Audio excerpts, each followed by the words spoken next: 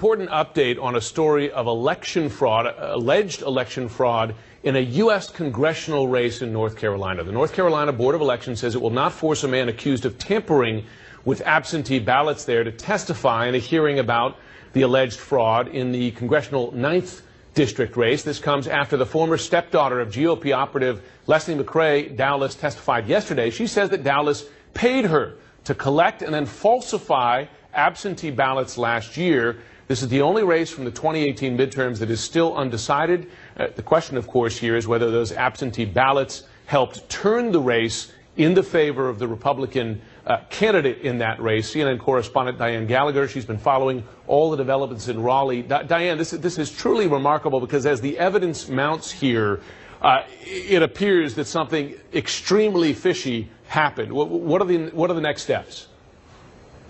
Yeah, Jim, that might be an understatement. The executive director of the State Board of Elections actually opened up by calling it a, quote, coordinated, unlawful, and substantially resourced absentee ballot scheme. And that woman you were referring to, Lisa Britt, the worker, that's basically what she detailed here. She talked about being paid about $150 or so for every 50 absentee ballots that she collected. Now, that in itself is illegal in North Carolina. But she went on to sort of go through exactly how her former stepfather, McCrae Dowless, coached them through this and what she was supposed to do. She talked about signing on to absentee ballots that she did not actually witness as a witness, forging her own mother's signature as a witness on those absentee ballots, filling in blank races that were left on unsealed ballots. And she said that Dowless had told his team of workers that nobody has anything on you.